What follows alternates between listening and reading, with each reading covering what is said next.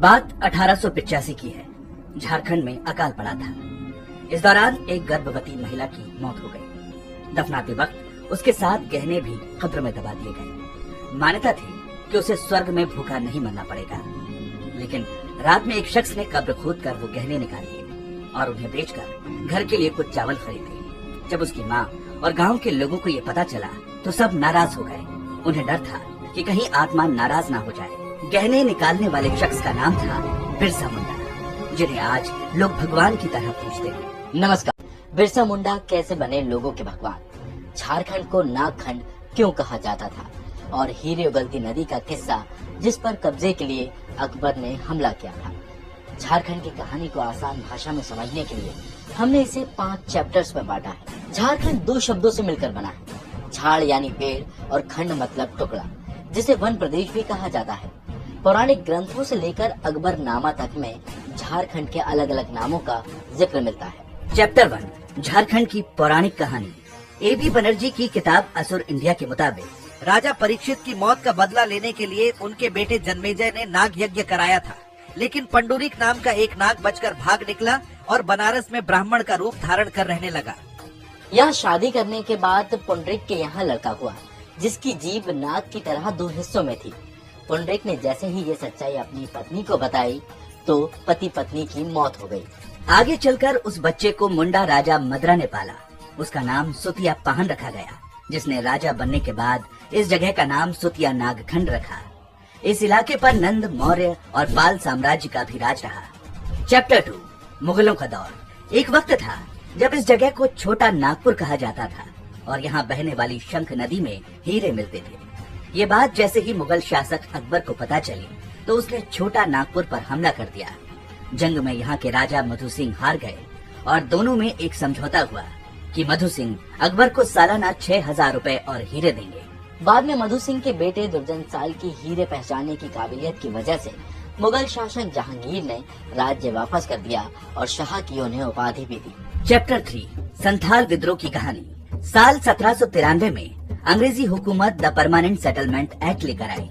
इसकी आड़ में जमींदारों और सूदखोरों ने संथाल आदिवासियों को कर्ज देकर उनकी जमीनें हड़प ली। अंग्रेजों ने भी उनका शोषण शुरू कर दिया। उस वक्त मगनाड़ी के चुन्नू मांझी के 4 बेटे सिद्धू मुर्मू, कान्हू मुर्मू, चांद मुर्मू और भैरव मुर्मू ने 30 जून 1855 को एक बड़ी सभा में अंग्रेजों के खिलाफ विद्रोह का बिगुल फूंक दिया। जुलाई 1855 में अंग्रेजी फौज ने पहले 2 भाई चांद और भैरव को मारा। बाद में सिद्धू और कान्हू मुर्मू को गिरफ्तार कर फांसी दे दी। चैप्टर 4 भगवान बिरसा मुंडा की कहानी। बिरसा मुंडा का जन्म 15 नवंबर 1875 को हुआ था। स्कूल में पढ़ाई के लिए उन्हें अपना धर्म बदलना पड़ा था। उनका नाम डेविड रखा गया था, लेकिन अंग्रेजों और जमींदारों के अत्याचार के चलते उन्होंने स्कूल के साथ ईसाई धर्म भी छोड़ दिया।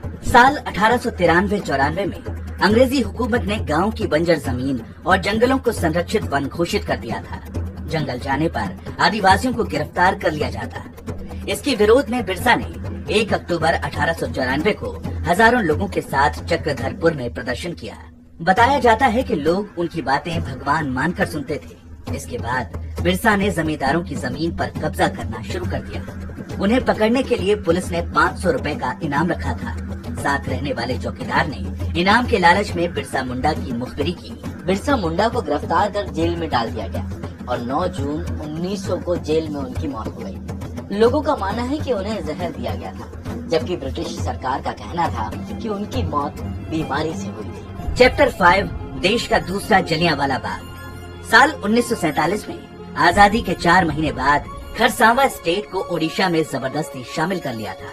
इसके विरोध में झारखंड के नेता जयपाल सिंह मुंडा ने सभा बुलाई, जिसमें 50,000 से ज्यादा आदिवासी पहुँचे। ओडिशा सरकार प्रदर्शन को रोकना चाहती थी। पुलिस ने प्रदर्शनकारियों पर अंधाधुंध फायरिंग शुरू कर दी। गोलीकांड में बचे साधु चरण बिरुआ के मुताबिक शवों को कुएं में फेंका और जलाया जा रहा था, ताकि मरने वालों की असल संख्या पता न चल सके। कहा जाता है कि इस घटना में 1000 से ज्यादा आदिवासी मारे गए थे, लेकिन सरकारी आंकड़ा सिर्फ 33 का ही था। राम मनोहर लोहिया ने इस घटना को दूसरा जलियांवाला बाग कहा था। इस एपिसोड में झारखंड को अलग करने की मांग आजादी से चल रही थी, जो 1947 के बाद और भी तेज हो गई। उस वक्त राज्यों के गठन के लिए 3 सदस्यीय राज्य पुनर्गठन आयोग बना। 2 फरवरी 1955 को आयोग के सदस्य रांची पहुंचने वाले थे, लेकिन तब कांग्रेस नेताओं ने एक चाल चली। उस समय आदिवासी नेता और सांसद जयपाल सिंह सबसे प्रमुख थे। कांग्रेस नेताओं ने जयपाल सिंह से कहा, नेहरू जी ने झारखंड पर चर्चा के लिए आपको दिल्ली बुलाया है। जयपाल सिंह तुरंत दिल्ली रवाना हो गए, लेकिन नेहरू से मिलते ही उनके होश उड़ गए। मुलाकात में नेहरू ने कहा, मैंने तो आपको नहीं बुलाया। जयपाल तुरंत समझ गए कि उनके साथ धोखा हुआ है। अगर उस दिन जयपाल आयोग के सदस्यों से मिलने थे तो शायद झारखंड 1958 में ही राज्य बन चुका होता। नमस्कार। संघर्ष, शहादत और धोखे के बावजूद झारखंड कैसे अलग राज्य बना और लालू यादव इसके खिलाफ क्यों थे? चैप्टर 1, धोखा। 1928 में आदिवासियों के लिए काम करने वाले संगठन उन्नति समाज ने साइमन कमीशन के सामने अलग राज्य की मांग रखी, जिसे अंग्रेजी हुकूमत ने ठुकरा दिया। तो वहीं झारखंड पार्टी ने भारत में हुए पहले चुनावों में 32 विधानसभा और 4 लोकसभा सीटें जीती। इसकी कमान आदिवासी नेता जयपाल सिंह के पास थी, जो खूंटी सीट से सांसद बने थे। झारखंड राज्य की मांग तेज हुई, लेकिन 1955 में जब आयोग के सदस्यों को जयपाल नहीं मिले तो अलग झारखंड की मांग को ठुकरा दिया गया था। आयोग ने तर्क दिया था कि अलग राज्य की मांग सभी लोगों की नहीं है। चैप्टर 2, जब संसद में उठी झारखंड की मांग। संसद में पहली बार झारखंड को अलग राज्य बनाने की मांग जनता पार्टी के सांसद बाबू राम नारायण सिंह ने उठाई थी। अनुज कुमार सिन्हा अपनी किताब झारखंड आंदोलन का दस्तावेज शोषण संघर्ष में जिक्र करते हैं। 16 अगस्त 1956 को राज्य पुनर्गठन आयोग की रिपोर्ट पेश की गई। बाबू राम नारायण सिंह ने इस विधेयक का विरोध करते हुए कहा, हम अलग झारखंड राज्य चाहते हैं। बिहार की कैबिनेट में एक भी मंत्री हमारा नहीं है।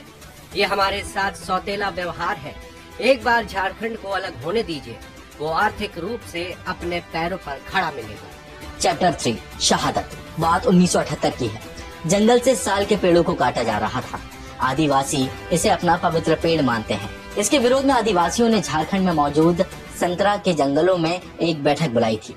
पुलिस ने धारा 144 लगाकर बैठक रोकने की कोशिश की।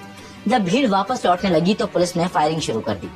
इस गोलीबारी में महेश्वर जामुदा नाम के एक आदिवासी की मौत हो गई। इसे झारखंड को अलग राज्य बनाने के लिए दी गई पहली शहादत माना जाता है। इसी के साथ अलग झारखंड का आंदोलन और तेज हो गया। चैप्टर 4, कैसे बना झारखंड मुक्ति मोर्चा। आंदोलन मजबूत करने के लिए अलग झारखंड राज्य की मांग कर रहे 3 संगठनों को मिलाकर 4 फरवरी 1972 को झारखंड मुक्ति मोर्चा बनाने की नींव रखी गई। इनमें कुर्मी समाज के बड़े नेता विनोद बिहारी महतो, मजदूर नेता A.K. राय और आदिवासियों के लिए काम कर रहे शिबू सोरेन शामिल थे। विनोद बिहारी महतो अध्यक्ष और शिबू सोरेन महासचिव बने। पार्टी का नाम इसलिए खास था क्योंकि ये बांग्लादेश के आंदोलन की मुक्ति वाहिनी और वियतनाम में मोर्चा ले रहे लोगों से प्रेरित था। चैप्टर 5, लालू का विरोध। लगातार हो रहे आंदोलन के बावजूद बिहार के प्रमुख नेता लालू यादव नहीं चाहते थे कि झारखंड अलग राज्य बने। लालू अक्सर अपने भाषणों में कहते थे, अगर झारखंड बना तो सारा सोना और खनिज संपदा सब उधर चले जाएंगे, हमारे पास क्या बचेगा। सीएम रहते हुए उन्होंने विधानसभा में ये तक कह दिया था, अगर झारखंड बनेगा तो मेरी लाश पर। झारखंड को अलग नहीं होने देने के लिए साम दाम दंड भेद सब कुछ अपनाया जा रहा था। 1994 में आंदोलन को शांत करने के लिए स्वायत्ता परिषद बनाने की घोषणा हुई, लेकिन चुनाव जीतने के बाद लालू प्रसाद यादव वादे से मुकर गए। हालांकि जनता दल में टूट की वजह से लालू की सरकार संकट में आ गई। तब शिबू सोरेन ने आरजेडी का साथ दिया था, लेकिन चारा घोटाले की वजह से लालू को इस्तीफा देना पड़ा। तो शिबू सोरेन ने मौके की नजाकत को समझा और वक्त रहते बिहार विधानसभा में झारखंड को अलग राज्य बनाए जाने का प्रस्ताव पास करा लिया। आखिरकार 2 अगस्त साल 2000 को देश के तत्कालीन गृह मंत्री लालकृष्ण आडवाणी ने लोकसभा में बिहार पुनर्गठन विधेयक पेश किया। इसमें कांग्रेस की भी सहमति थी।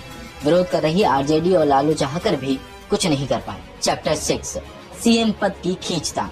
झारखंड नया राज्य तो बन गया, लेकिन अब सबसे बड़ा सवाल था कि सरकार किसकी होगी और कौन सीएम बनेगा। श्याम किशोर चौबे अपनी किताब झारखंड एक बेचैन राज्य का सुख में लिखते हैं, देर रात केंद्रीय मंत्रियों के सामने राष्ट्रपति KR नारायणन ने सेंट्रल कैबिनेट के सेक्रेटरी रहे प्रभात कुमार को झारखंड के राज्यपाल पद की शपथ दिलाई।